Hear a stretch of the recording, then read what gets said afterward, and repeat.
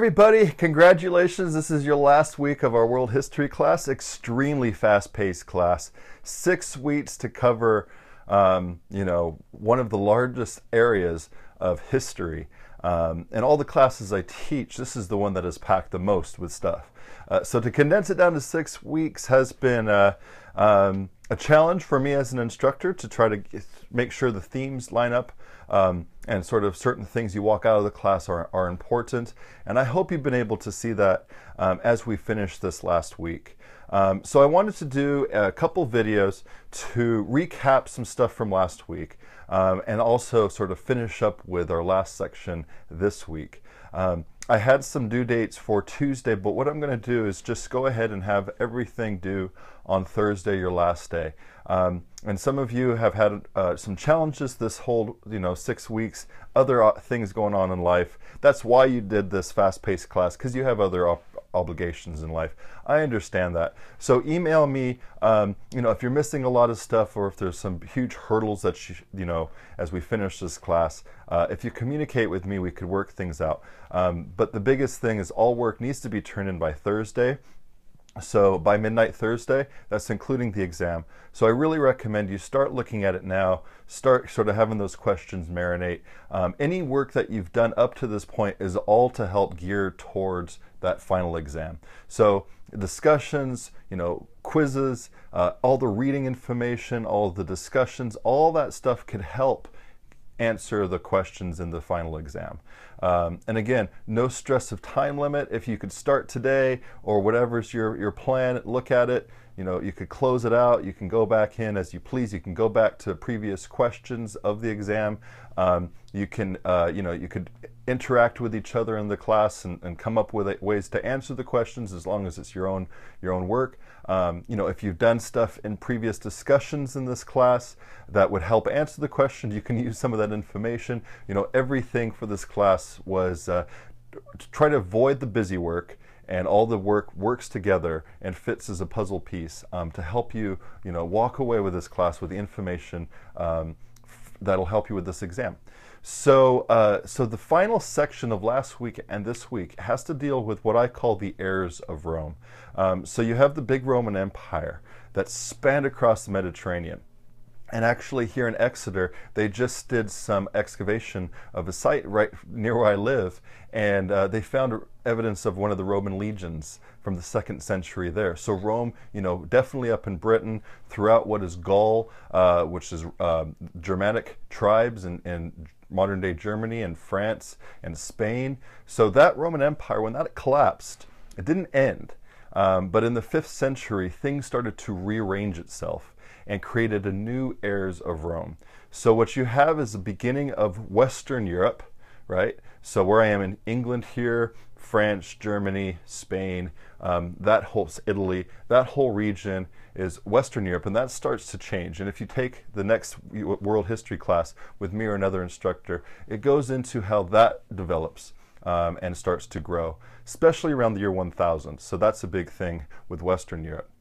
But then on the other side, which is Eastern, Roman Empire, if you will, Byzantine Empire, that shifts with Constantine, who reshuffles his capital away from Rome to the east. Again, a whole thing in the last sort of sections is looking eastward. That's where all the power was. That's where all the money was. That's where all the commerce, and that's where all the rivals were. So Constantine moving his capital to Constantinople, and that becomes the seat of the Roman Empire. So to say the Roman Empire ends is kind of a false statement. It realigns itself. It moves away from the center being Rome to the center being Constantinople and being this empire of the Byzantine Empire, or as Europeans like to call it here, the Byzantine Empire. So that's another heir of Rome. So you have sort of Western Europe starts to develop these dramatic tribes. They start to grow. You start to see something changing there, especially around the year 800 which we would get into another time or another day. But if you want to look into it, if you want to ask questions about it, feel free to ask me. But you got Western Europe on one side.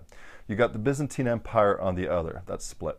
But then you have this week, what you're going to look at is the third era of Rome, of a third empire that comes out of this void, this vacuum that's in even further east, and in what we call now the Middle East, the region that throughout this class has been Mesopotamia. Throughout this class has been part of huge empires in their own right. And in the Arabian Peninsula comes about these Bedouin, these nomadic peoples who start to organize themselves in a certain way and surround themselves around a new monotheistic religion, that is Islam. And what they create is Dar al-Islam, the world of Islam, the Islamic world. And that starts to grow, even in the first generation with Muhammad. And it starts to spread, and it starts to create huge, vast empires of their own. That is another era of Rome. It's another sort of thing that happens after the Roman Empire, and using a lot of the techniques of the Roman Empire, using a lot of the techniques of the Greek Empire, looking at the Persian Empire. All these things start to play a role.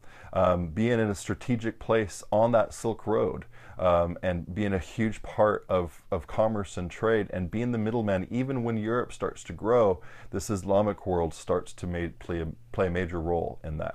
So when the Crusades happen later on, when trade starts to really grow, Islam is right there, and the Islamic world is right in the middle of that. Even when Europe starts to look to exploration, and even Columbus's reason to try to get to China a different way, and to get to Japan and get to India a different way, is to bypass what? The Islamic world, so that they can go there directly. So this plays a huge major role. And the other interesting thing about this, and why I want to end with this class on looking at Islam, is how much it's part of our culture today. How much we have a fear of Islam in a lot of ways. Ever since 9/11, you start to really get a huge sense. You see media portray Islam in a certain way. You have interactions with it in movies and pulp culture. And again, a big theme of our class is how pulp culture, how our image of what we see something, whether it's a caveman or a Greek person or a Roman person or Chinese, ancient Chinese, or Islam, if that matches up with a historic accuracy, and the identity of that. How do you understand that? And how to understand the past, to understand the current situation of what's going on, what's happening in the Middle East, what it means when you see Sunni and when you see Shia, and when you see these rivals. Those all have deep historical meaning, and understanding world history and where these place in that is an incredibly important thing. So we can't go over all those things, and those. I teach a history of Islam class at Simpson University, and we go bit by bit throughout the whole Islamic world, right up to the present day, and we look and ask ourselves the question: should America fear Islam? And have a huge academic debate based on historical evidence and current situations of how to look at Islam today.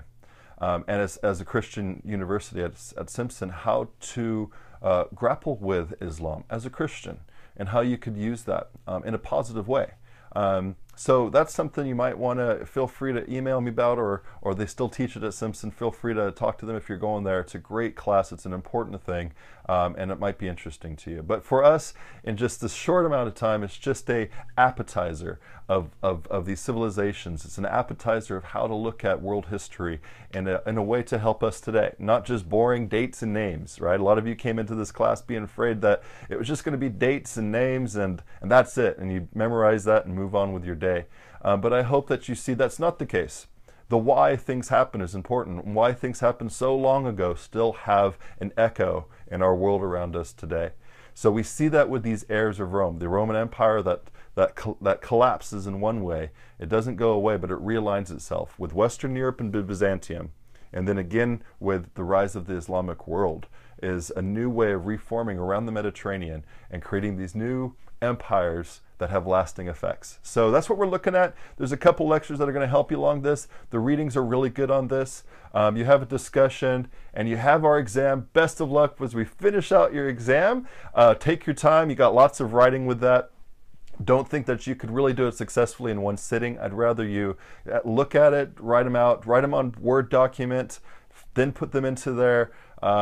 And again, it all closes at Thursday at midnight. So if you have questions till then, email me, let me know I'm here, and we'll be in touch. And stay in touch after this class ends. I'd love to see how everything's going. Take care, everybody. Bye-bye.